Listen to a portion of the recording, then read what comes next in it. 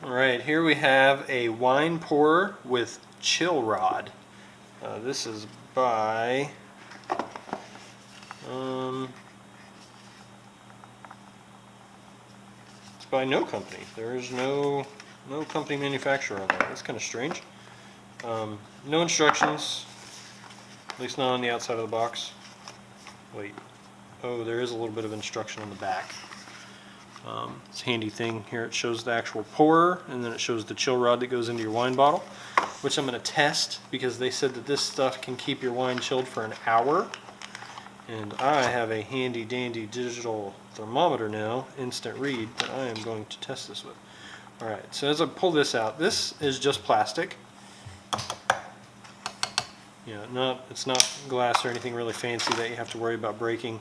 It does have this rubber or silicone stopper part right here, so whenever you do put it in the wine bottle, that's going to be creating your seal for you. It looks like in here is where the wine actually enters, I imagine. Yeah, it looks like the wine enters right here through a little bitty slit, or actually the air is going to come back through a little bitty slit right here. So the wine will enter and then come out here and come out this end. And there appears to be a little bit of a raised lip. So from what I know by wine, which is not very much, what I'm assuming is they have this split so that way some of the wine comes on the top and some of the wine comes on the bottom.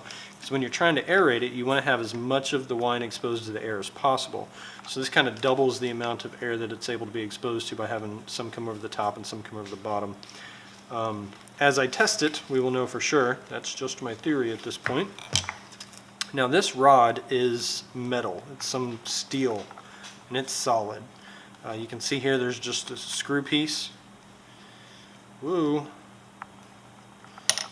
Okay, so this is plastic, this is metal. So I'm definitely going to want to be very careful whenever I screw this in, because if you guys have ever done anything like that before, you know that it's very easy to damage and strip the threads on the plastic because the metal is much harder. Man, I cannot get this thing to go on here. Oh, there we go. Okay, so there's a couple little tight spots you want to be careful with, which is really all there was to it. Okay, so now that that's on, this is solid. This is plastic. I'm going to find an empty wine bottle and I'm going to fill it up with some water. I'm going to freeze this bad boy as per some instructions if I can find any, but I doubt it, so I'm just going to throw it. Oh, it says it chills the rod and freezes in about 30 minutes. So I'll put this in the freezer, come back in about 30 minutes, and we'll do a second part video, which I'll attach to this one, and we'll have some results. Alright, so now we're going to go ahead and give this wine chill rod a test.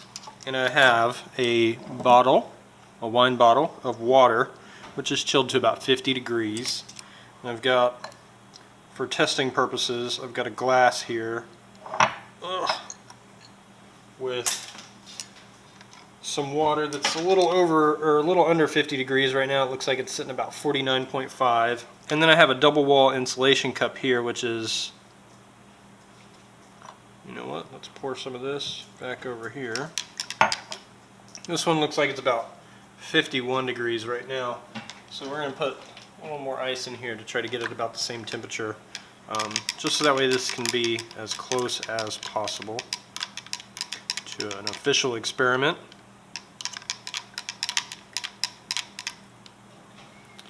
Just drop it a little bit. So what we're going to do is, because this thing says that it can keep wine cold for, well, I don't know what it said, but I think it said it was about an hour. But right now we've had the chill rod freezing overnight.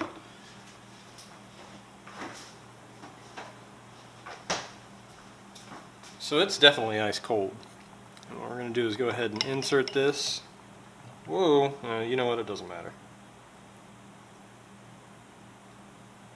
Since it was kind of a full bottle of water, this gives us a good indication of what a full glass is, or how much needs to be removed. So you see right there, wants us to bring it down to probably about right here. Just a little bit past the hump, I guess. And now it's inserted. So now supposedly this is going to be keeping it chill. And remember, it was about 50 degrees whenever we inserted that. The double wall insulation water is now also at 49.8. Yep, 49.8 degrees, so it's pretty close. And then this glass with no insulation is also at 50 degrees. So we're going to come back here in about a half hour, test them all, see where we're at, and add it to the video. Alright, now we are going to see the results.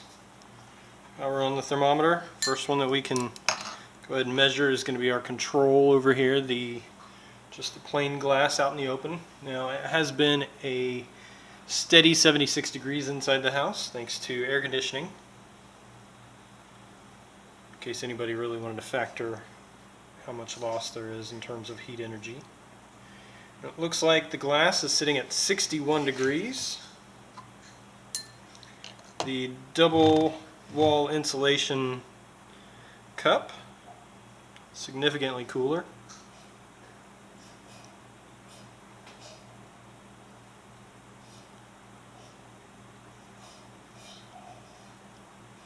That one is 53.6 degrees. And now we're going to give the chill rod a test. Still feels chilled. You can see that it's kind of fogging up a little bit from the condensation from the air. The top is noticeably warmer than the bottom. And the temperature of that is 56.5. Nope, 56. Oh, sorry, it's still going down.